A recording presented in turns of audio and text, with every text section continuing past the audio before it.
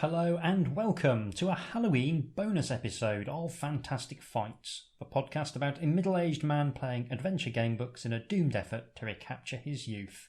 I'm your host, HJ Doom, and this is one of our irregular bonus episodes where, rather than playing through every fighting fantasy game book in order, we take a look at some of the other books in the genre which I am legally required to describe as Determine Your Own Escapade. This episode we're delving into an appropriately spooky Doctor Who adventure book called The Horror of Howling Hill, which was written by Jonathan Green and published by Penguin Books in 2008. This adventure features the 10th Doctor, as portrayed by David Tennant, and Martha, as portrayed by Freema Agyeman. I'm a big Doctor Who fan, more the original series than the reboot, so I'm curious to see how this turns out. There are actually some Determine Your Own Escapade books featuring earlier incarnations of the Doctor, more beloved of people of my vintage, shall we say. And who knows, perhaps I'll splash out on a copy of Doctor Who and the Rebels Gamble for a future episode. The Horror of Howling Hill was extremely cheap, if you fancy having a crack at this yourself. No character creation, no rules, no illustrations, so let's dive straight in to the Horror of Howling Hill. Happy Halloween. Hearing the unexpected hooting of an owl, you suddenly notice how dark the sky has become. Black rags of cloud scud across the darkening velvet blue of night. You had not realised it was so late, and you are still some way from the cottage. The deal was that you could stay out at the playing fields by yourself until dusk. Then you had to hurry home, but now night has already fallen and you're still nowhere near your holiday house. You've been there almost a week, enjoying a short country break with the rest of your family on the outskirts of a pretty chocolate box Wiltshire village called Canbury. Like Stonehenge and the Stone Circle at Avebury, Canbury is steeped in the myth and mysticism of the Stone Age people who used to claim these lands as their tribal hunting grounds. The owl hoots again, an eerie sound cutting through the night, and you cast your eyes towards the silhouette of the hill away to your left. On its crest, visible against a smattering of stars between the dark shapes of scrubby, wind-blown trees, is the solid black form of the Long Barrow. The ancient burial mound is one of the local tourist attractions that have put Canbury on the map. Locally, the feature is known as Howling Hill. It is just at that moment that the owl's screeching cries are silenced by a terrible, mournful wail, which echoes across the hillside and over the dreaming village beyond. You freeze, your blood turning to ice water in your veins. You have never heard anything like it, and you are convinced it came from somewhere nearby. Then the cry comes again, like some unearthly animal wailing, only closer this time. You are not alone. Well, it's a good spooky opening. So, we've got a couple of choices. We can either run away from this place as fast as you can, the old shaggy manoeuvre, or you can stand your ground and see what happens next. Well, I'm going to play this as if it were actually me, and I am a tremendous physical coward, so we're going to run from this place as fast as we can. Without waiting to see what it is that would make such an appalling sound, you break into a run, hoping to reach the safety of the cottage as soon as possible. Got a nice little typo here. The sentence reads, "And there then is someone standing on the path in front of you." Whereas of course it should read, "And then there is someone standing on the path in front of you."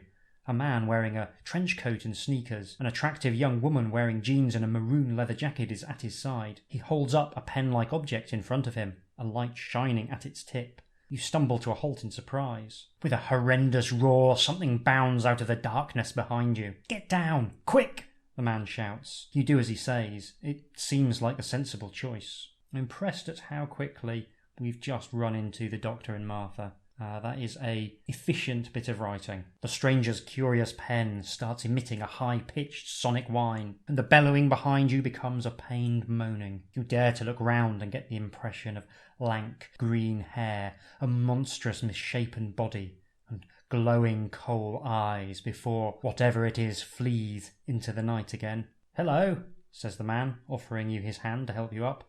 "I'm the Doctor. How do you do?" I can either reply that I've never been so scared in all my life, or I can ask what he and his companion are doing in Canbury at night. I've been scared worse than that many times in my life. I'm scared of almost everything. So I'm going to ask what he and his companion are doing in Canberra at night. It seems a reasonable question. Oh, you know, the TARDIS picked up a recurring crystalline pattern energy signal and, well, I guess you could say our curiosity got the better of us, so here we are. But that's not important right now, is it, Doctor? Says the girl, who starts methodically checking you over, as if looking for any bumps or scratches. The important thing is, are you okay? I'm Martha, by the way. Breathing deeply to calm yourself, your heart rate returning to something approaching normal. You can't help feeling exhilarated by what has happened to you, as well as a little frightened. I'm all right, you tell her. I'll be okay. Great, says the doctor. Come on then, Martha. Time we were on our way. Monster to catch and all that.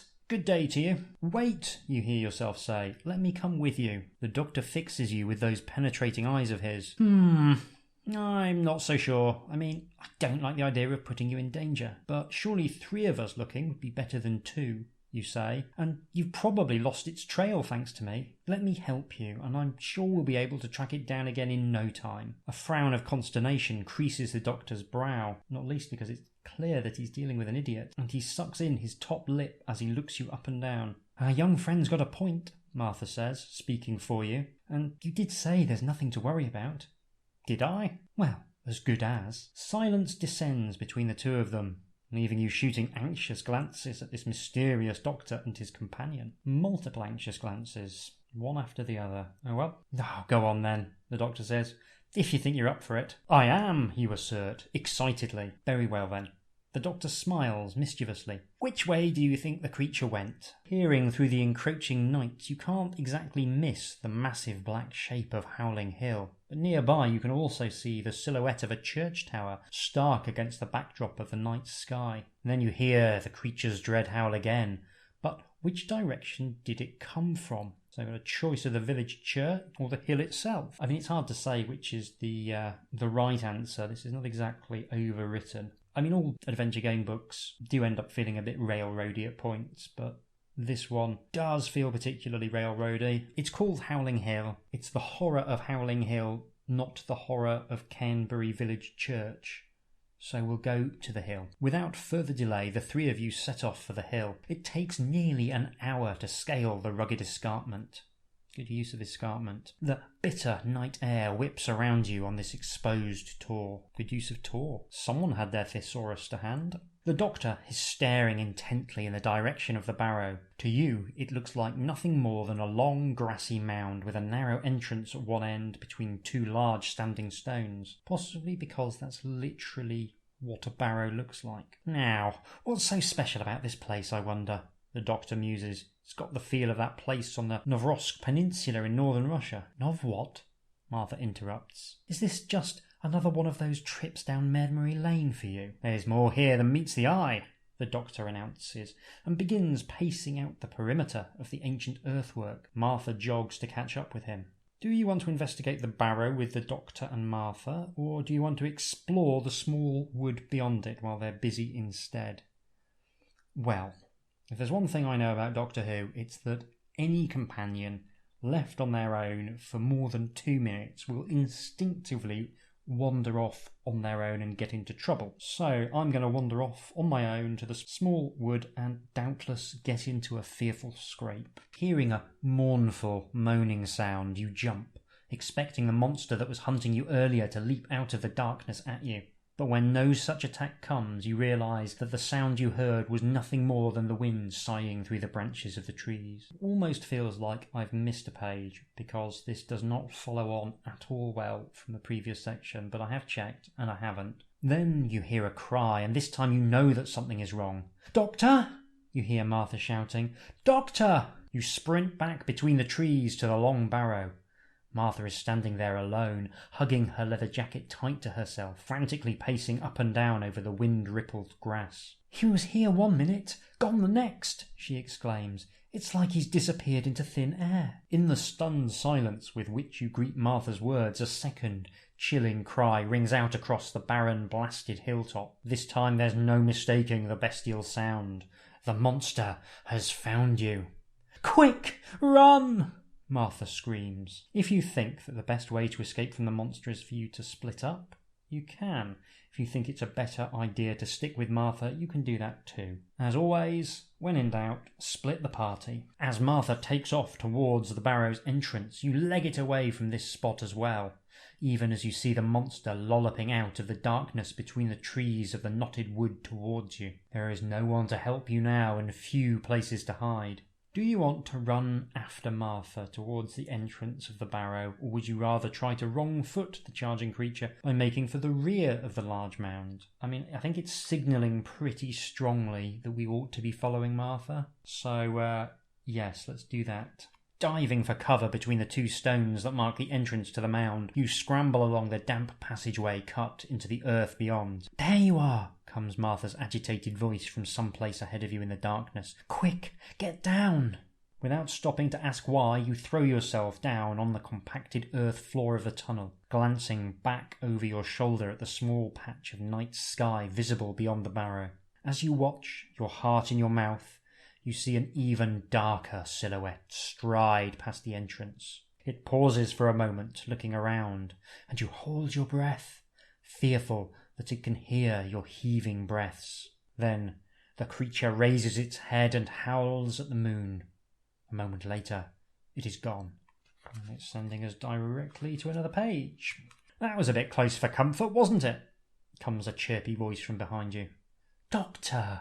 Martha cries, sounding both pleased and cross at the same time. What happened to you? You've heard of Alice in Wonderland, the doctor says as he emerges from the darkness of the tunnel behind you, his sonic pen device lighting the way and giving his features a strange blue cast. What? Yes, of course. Lewis Carroll, Martha says, humouring him, an excited gleam in her eye. Yes, charming chap. Well, let's just say I fell into the same rabbit hole as Alice. Come on, this way. Too stunned to do anything other, you set off after the doctor as he leads the way along the damp earth tunnel deeper into Howling Hill. The tunnel descends the further you progress until at last you come to a junction. I would suggest we go... He pauses, sniffing the air. Left. Do you want to do what the doctor says, or do you want to try and persuade the immortal space guru that he's wrong? I mean, probably shouldn't try and persuade him that he's wrong, but I'm going to anyway, because I'm starting to develop a little bit of a sense of irritation towards the extent that this book is trying to get me to do things. Like, it doesn't even say that I've successfully persuaded the doctor. It just launches straight into the next bit. Standing at the end of the passageway is the horror you had hoped never to see again. Looming over you is the monster, 7 foot tall, 300 pounds of corded muscle, clawing limbs and cruel fangs. But that's all it's doing. Looming. Something's not right. The creature is silent and hasn't attempted to attack you once. And there's something else. Its eyes are lifeless hollows. No smouldering light burns there now. It's a robot. I'm calling it now. It's a robot. Yet again, we're just being sent directly to another page. Quite remarkable, the doctor says, half to himself as he takes a closer look, pen-like device in hand.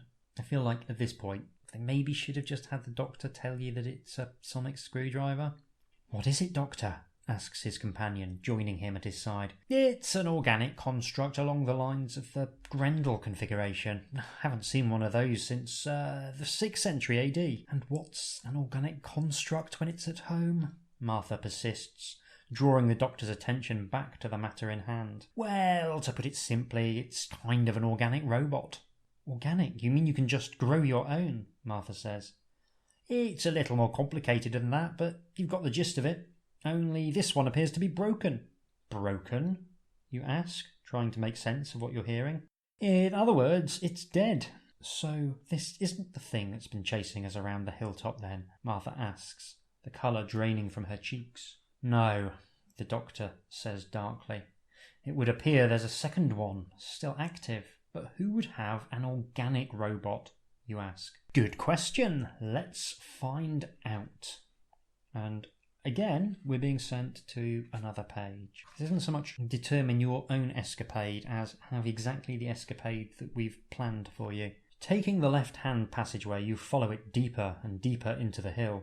Eventually, it comes to a dead end in front of a huge flat boulder that blocks the tunnel. By the light of the doctor's hand-held device, You can make out a pattern of combined spiral carvings on its smooth surface. Curiouser and curiouser. What is it, Doctor? Martha ventures. I do believe it's a door, he replies. A door? Yes, but don't worry, I have a key, he says, waggling the device in his hand. He fiddles with the pen-like object that we still haven't named, and then points it at the flat boulder. There is a shrill, sonic whine, and the spiral carving at the stone's centre begins to glow with an inner blue light. You stare, open-mouthed, as, with a harsh, grating sound, the stone slides to one side, revealing another tunnel beyond. Sonic screwdriver. At last, the Doctor grins. Never leave home without one. It's a very punchable reading of the Doctor, this. You follow as he and Martha advance along the next passageway, which soon opens out into a large circular chamber. You notice that the walls now appear to be made of rough stone, as if cut out of the bedrock beneath Howling Hill. 2 more passageways lead away from here. Which way now? Martha asks. And we get to make a decision. Excellent. I guess it's probably not that the Doctor's punchable, it's that I'm portraying the Doctor and I'm quite punchable. I think David Tennant would probably have done better. Do we want to go left or right? Well, you know that when it comes to a binary choice, I always go left. So we'll go left.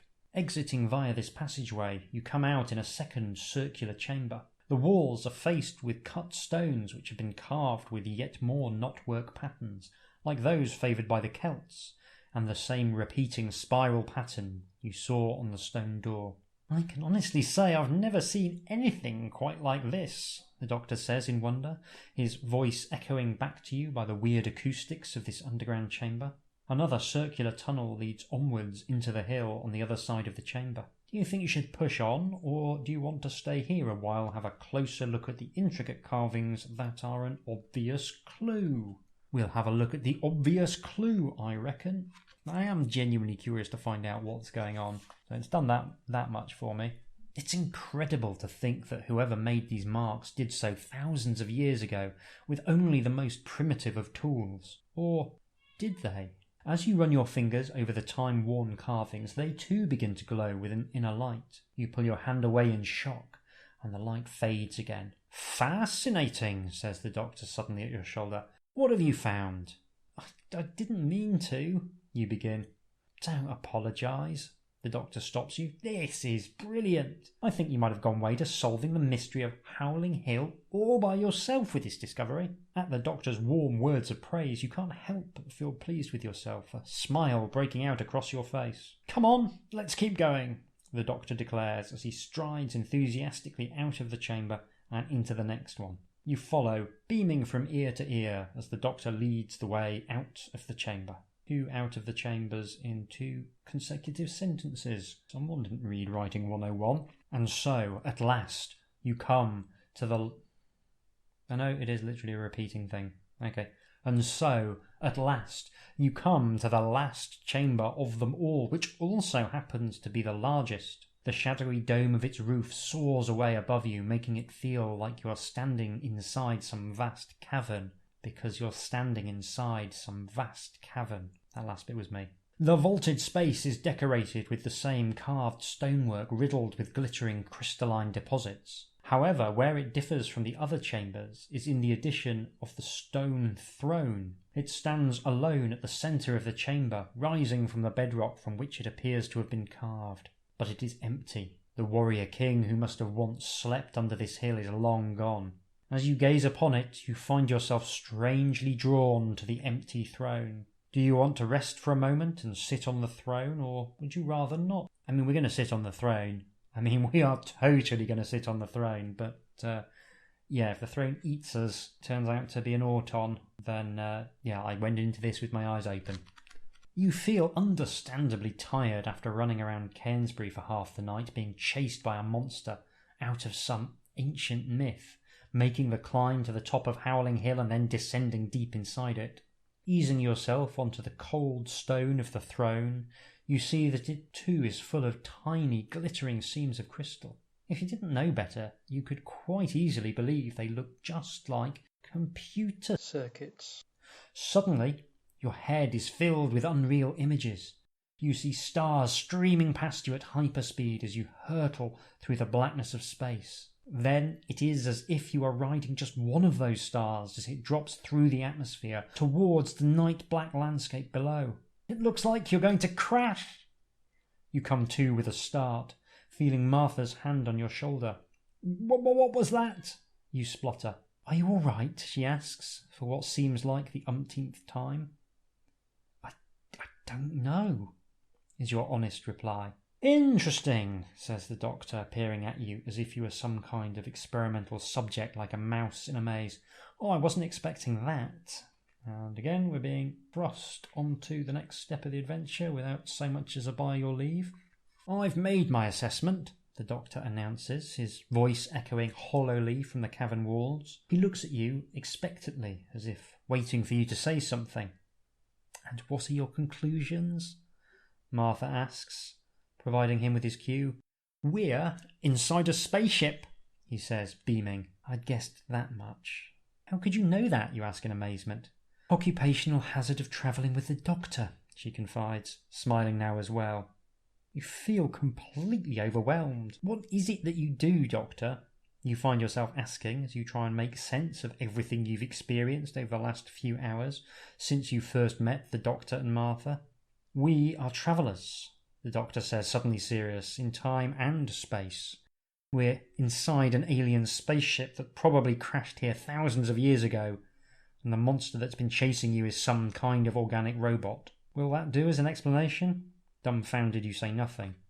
Right then, he says, clapping his hands together. Oh, I'm glad we've got that sorted out. Now, if we're going to solve this mystery once and for all, I think we're going to need to get back to the village. Alonzi!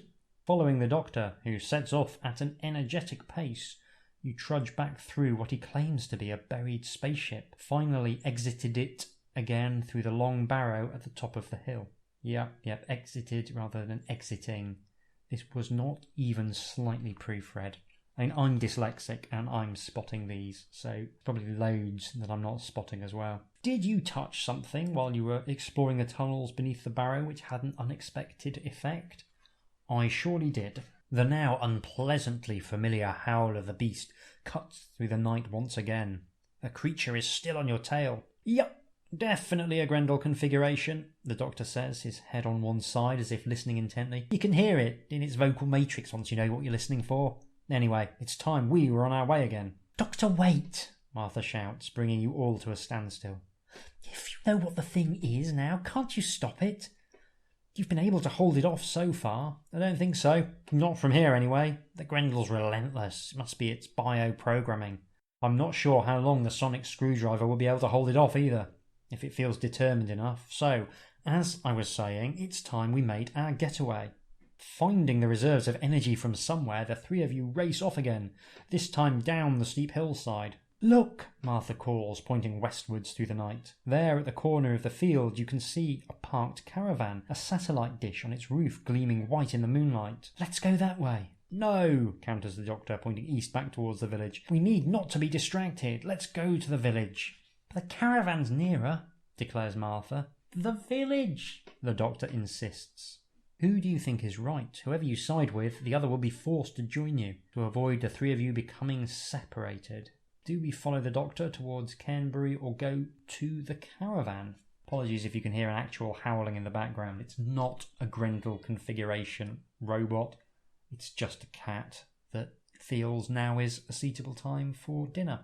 I should point out that the cat has a bowl full of food sitting in this very room in which I'm podcasting, which for reasons that are occult is unfavourable. So I do apologise if you hear strangled yowling. There's not much I can genuinely do about him.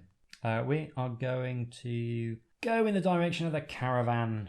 Well, I go with the obvious choice when you can go with the left field decision. 2 against 1. The doctor has no choice but to follow you and Martha in the direction of the curious caravan. Reaching the edge of the field, the three of you scramble over a 5-bar gate and then have to wade through a sucking soup of mud and cowpats to reach the parked vehicle. Right, I'll do the honours, shall I? Says Martha, and strides boldly towards the caravan, ready to knock on the door. Oh, and another lovely sentence here. If you want to stop her and suggest it might be wise to sneak a peek inside the caravan first, you can. If you let her knock on the door, you can do that too. So, I think it might be wise. Yeah, I definitely think it might be wise. So we will sneak a peek in the caravan first, assuming she listens. While Martha and the doctor keep their distance, you creep up to the caravan past a chugging, petrol-guzzling generator and, standing on tiptoes, peer in through a grimy window. You see a young man, probably in his early 20s, tapping away at a keyboard in front of a computer, his wild hair and beard weirdly illuminated by the ghostly glow of the screen. Sounds like a podcast host, I know, apart from being in his early 20s. And then you hear the chilling howl once again and feel a knot of fear form in the pit of your stomach.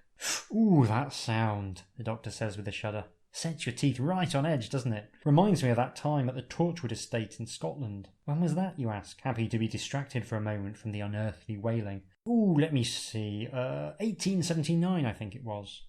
Come on, you two, urges Martha. That thing's still on the loose. What are we going to do now?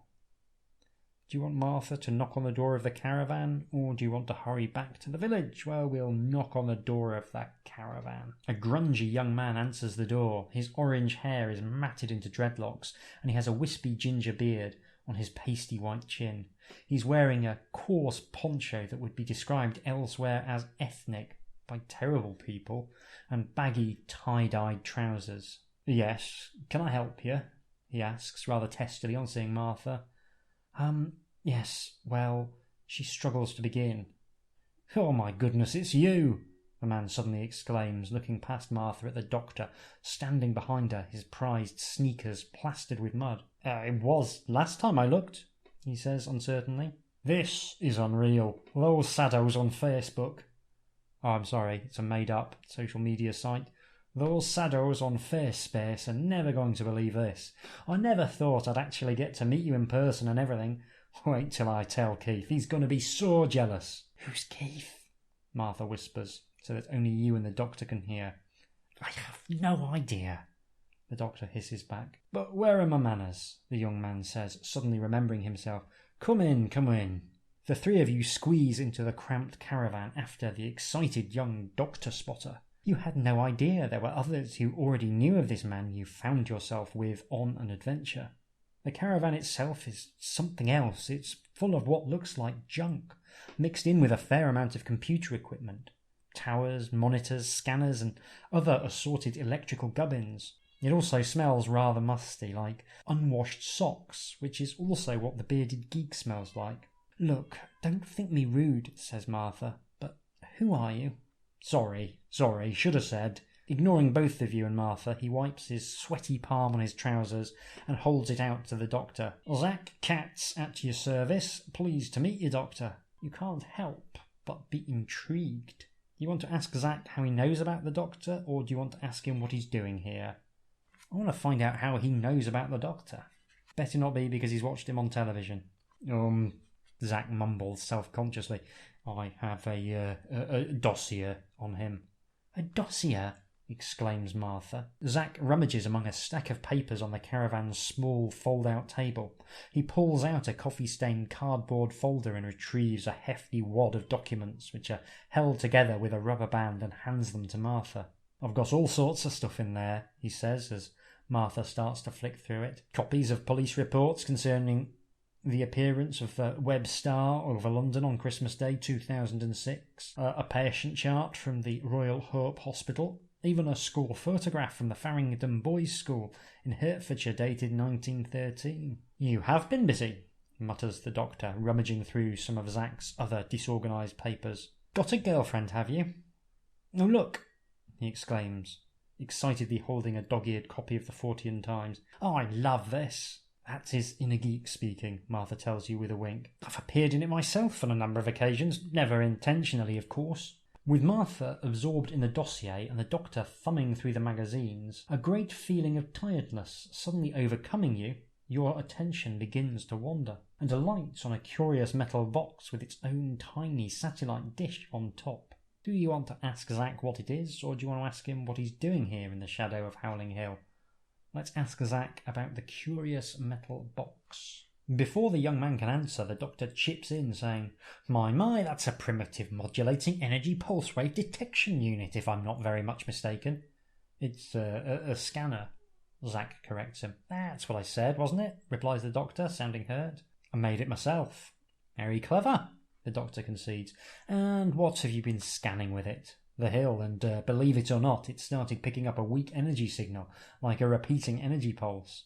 Oh, I believe it. The doctor grins. He is about to say something else when that now oh-so-familiar dread howl shatters the eerie still of the night. And we're thrust into the next section. Did you hear that? Zack asks, his voice squeaking with nervous excitement. Oh, we heard that all right, the doctor replies darkly. And it means we're running out of time. The beast is getting close. Come on, says Zack. This is our chance. Our chance to do what? Asks Martha. To solve the mystery, Zack replies, ready to open the caravan door. No, we need to get back to the village, the doctor persists. I'm sure that's where we'll find the next piece of the puzzle. If you say so, Doctor, Martha concedes.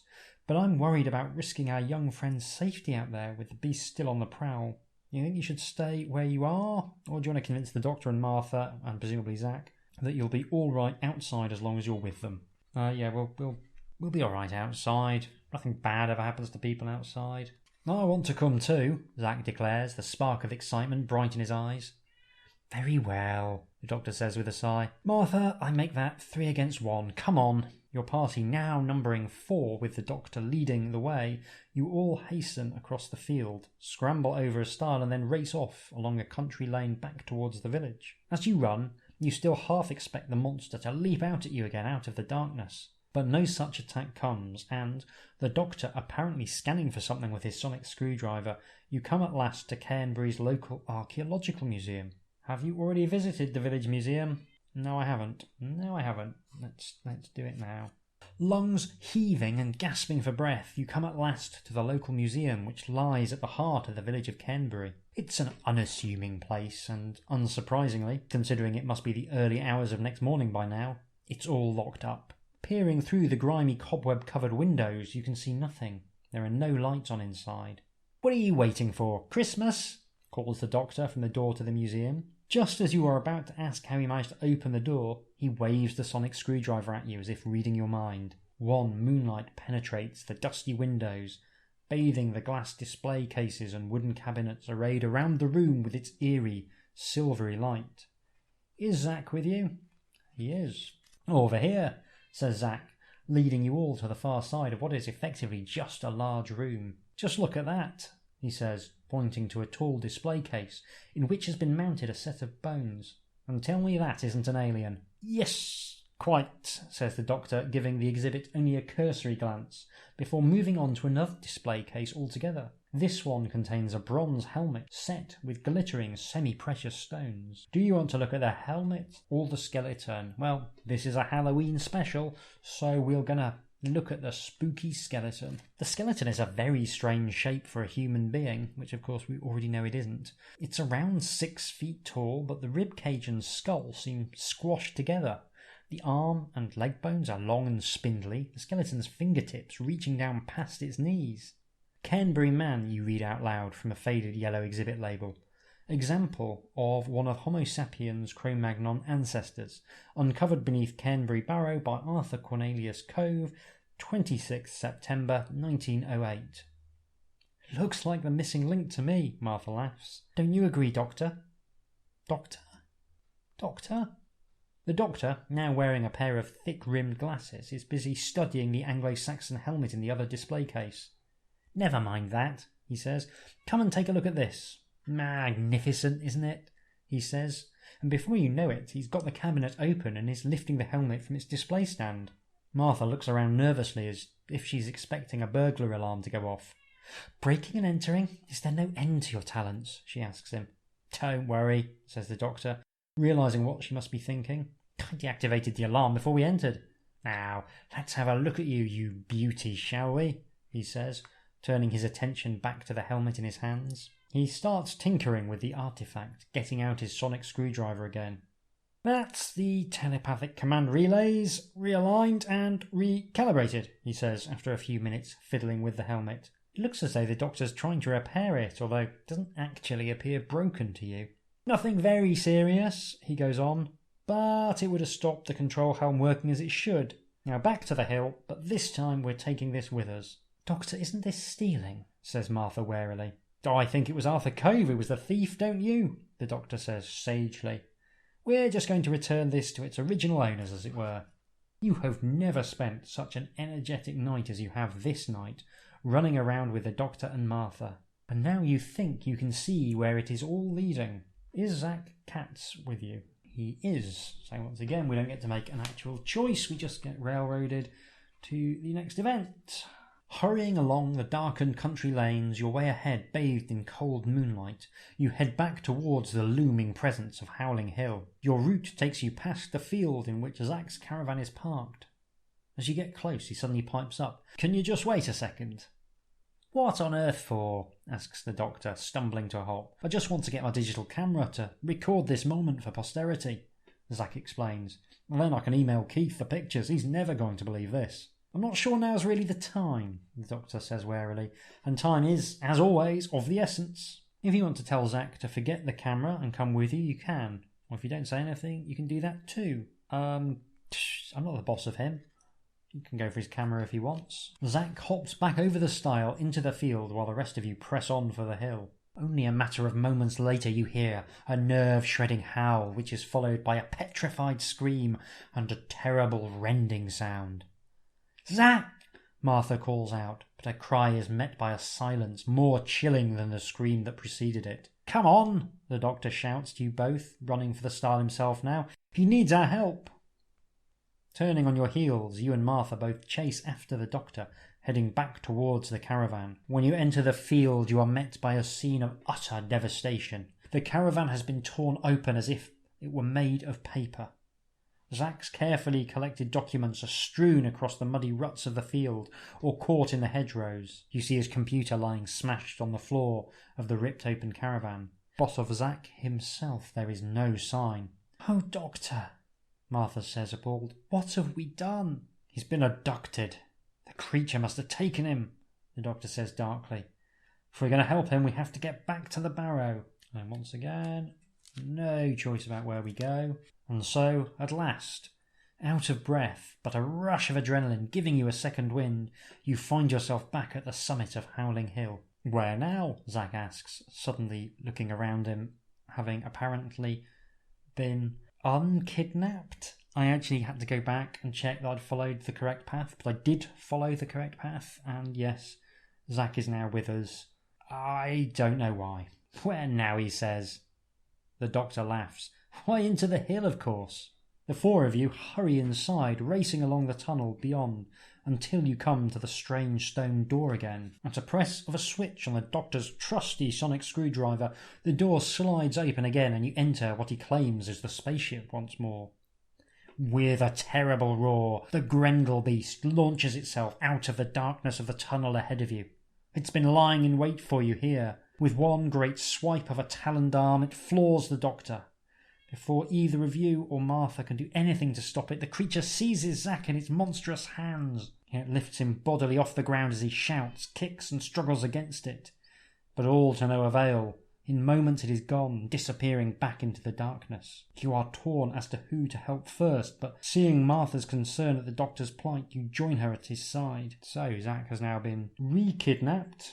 Presumably he'll be mysteriously back again on the next page, but for now, Zack's kidnapping status set to on. Doctor, are you all right? Martha asks, gently shaking him by the shoulder. The doctor sits up suddenly, startling both of you. Never felt better, he announces. Although I'm not sure the same could be said of Zack. We'd better get after him. There's no time to lose, Alonzi! Racing further into the hill after the monster and Zack, you come to the circular chamber with the two exits again. Do you go left or right? We go left. We always go left. Pretty sure we went left last time. You enter the next chamber to see the knotwork patterns carved into the stone walls, gleaming bright white. The light is projecting onto the domed roof of the chamber, looking suspiciously like a star map of the heavens. We're running out of time, gasps the doctor. Why? What does all this mean? Martha asks, pointing to the map of the Milky Way above you. The ship's navigational computer is online again, which means it must be preparing for takeoff, he explains. But if that's the case, the ship must think it's got itself a new pilot at long last. This spaceship thinks, you say. Well, that's impossible. Quick, this way, the doctor cuts you off, shouting to be heard over the rising hum that is filling the chamber now. If you're trying to save Zach Katz, then you go to one page. If you've never met Zach Katz, you go to another. Well, we have met Zach Katz, so that determines where we go. You push on until you reach the throne room at the heart of the Barrow ship. You stumble to a halt in surprise as you take in what has happened to the vast vault since you were all here last. Blue light fills the hold beneath the hill, banishing the darkness that has clung on here for so many years. A sonorous sound fills the space as well, just as you would imagine a spaceship's engines would sound if they were powering up ready for a takeoff. Great imagery there. The spaceship engines sound like spaceship's engines, which I guess is at least accurate. And there is Zach Katz, slumped in the stone throne. He appears to be unconscious. Giving voice to a blood-curdling roar, the Grendel beast launches itself at your party from its hiding place beside the chamber entrance, bearing down on you with loping strides, its terrible talons raised, ready to strike. You scatter into the chamber, the monster pursuing the doctor. But of course, he has the helmet. Something tells you the sonic screwdriver isn't going to stop the horror now, so you're going to have to act quickly if you are all going to get out of this in one piece. Do you want to rescue Zach, or do you want to help the doctor? I figure the doctor knows what he's doing. I'm going to rescue Zach. Running over to the throne, you shake Zach by the shoulders, calling his name, desperately trying to rouse him. Slowly, he opens his eyes. What's going on? He mumbles. The doctor's under attack, you exclaim. We've got to get you out of here. We're here to save you. It looks like the doctor's the one who needs saving, he says, suddenly seeming more alert. But it's okay. I know what to do. Give me the helmet. Do you want to get the helmet for Zach, or do you want to get him out of harm's way as quickly as possible? I don't entirely trust Zach, since he's been unconscious on the throne of evil science, so let's just try and get him out of harm's way as quickly as possible. I don't think that's a good idea, you say as you help Zach to his feet. I'm sure the doctor's got the situation under control. Let's just get out of here as quickly as we can. Zach's movements are clumsy and uncoordinated, as if he's still half asleep, and so you help him towards the tunnel that leads out of the chamber. You glance back over your shoulder to see the doctor and Martha forcing the bronze helmet down on top of the horror's misshapen skull. It bellows at them, and the light in its eyes burns crimson. Then, suddenly, it stops, and you fancy you can see sparks crackling around its head. "Come on," gasps the doctor as he and Martha join you and Zach at the entrance to the tunnel. "I think it's time we all got out of here, don't you?" The four of you hurry back through the passageways and chambers of the ship until you reach the strange stone door again. The doctor opens it, and then in no time at all you're sprinting out of the barrow and down the rugged hillside, the ground shuddering violently beneath your feet. A dull boom ripples through the escarpment, throwing you to the ground. The aftershock of the explosion echoes across the landscape for miles around. A second later you hear a crashing roar as half the hillside collapses in on itself. When the dust and dirt has settled, the doctor, Martha, Zach and yourself clamber to your feet and take in the devastation that the destruction of the ship has caused. There is now a gaping crater in one side of Howling Hill. How are we supposed to explain that? Zach asks, staring in amazement at the vast hole in the ground. "Oh, I'm sure people will just put it down to subsidence," the doctor says casually. "What just happened?" you ask in disbelief. "Haven't you worked it out yet?" the doctor laughs. "That was an alien survey ship buried under there. It must have crash-landed here thousands of years ago. Its pilot was killed, but being semi-organic, the ship shared a psychic link with its pilot. So without one, it was unable to take off again. It's been sending out organic drones, like the horror that chased you, to find another one ever since. However, the command helm that connected the ship to the pilot was damaged, so whoever the drones brought back, it never worked, leaving the ship still stuck here. And after Arthur Cove took the helmet from the ship, there wasn't a hope of it ever working. We're being sent off to another one." "Well, that's the mystery of the legend of Howling Hill put to bed," the doctor says, looking pleased with himself. I do think this is genuinely a slightly punchable version of the Doctor. I mean, it's one of those things that it is easy to cross the line with. The magic spaceman can end up being the magic spaceman in need of a bit of a kicking. But this does feel a little bit egregious. The four of you are standing in the middle of the village green in front of a strange blue box that you've never noticed before while gallivanting about with the doctor. No way, Zack exclaims, unable to contain his excitement. You can't understand what he's so excited about. This is just an old police call box, isn't it? You say, bewildered. It's a TARDIS, Martha tells you. It just happens to look like an old police call box. It's the TARDIS, actually, the doctor points out, since it's the only one left. But what is a TARDIS? You ask. It stands for time and relative dimension in space, the doctor explains. I was right, Zack whoops. This is your ship, isn't it? You've got a sharp one here, the doctor says, smiling at Martha. A spaceship, you say incredulously. That's right, the doctor says, pushing open the door. Care to take a look inside? Peering through the doorway, you have your breath taken away as you take in what appears to be a vast control room impossibly squeezed into the much smaller police box. But it's bigger on the inside, Zack begins. Than it is on the outside, the doctor finishes for him. Yep, I'd sort of noticed that myself. Now then, you two, how about a quick journey? Just one, kind of like a thank you for your help. Before you know it, both you and Zack are standing inside the impossible control room, with Martha saying, "That's how it started with me, just one quick trip." And then, with the TARDIS wheezing asthmatically, you're off. This adventure might be over, but your journey through time and space is only just beginning. The end. Well, I have some thoughts. So, that's the adventure. I'm going to keep my remarks brief. Obviously, there's some real issues with proofreading and editing on this book. There's a couple of very egregious typos and one occasion where the reading order flat out doesn't make any sense, where one of the characters appears and disappears. There's also a lot of sections that take you directly to another section without any choice at all, not to mention the false choices where choosing one outcome quickly sends you back to where the author wants you to go.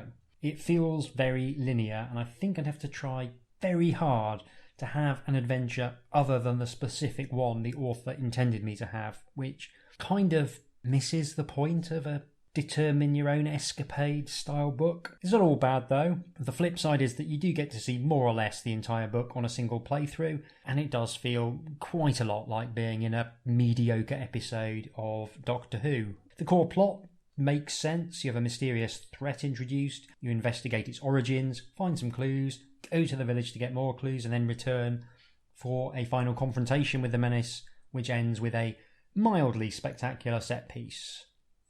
That works fine. I also found the Doctor more irritating than charming in these sequences, but, you know, your mileage may vary. There's also a distinct lack of agency caused by the presence of the Doctor being the de facto hero of the story, and that feels a bit unsatisfying for all that you do occasionally get to tell an immortal Time Lord what to do. So what we end up with is not a particularly satisfying science fiction romp with some traditional Doctor Who overtones, which fall at the Scooby-Doo end of the horror spectrum.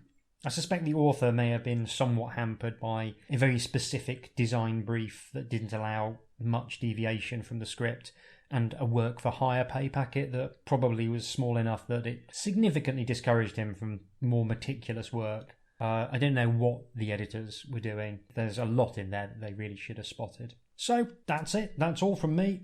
Join me again in a week or so when I'll be playing through Steve Jackson, not that Steve Jackson, the other Steve Jackson's fighting fantasy book, Scorpion Swamp. Take care, and I'll see you soon.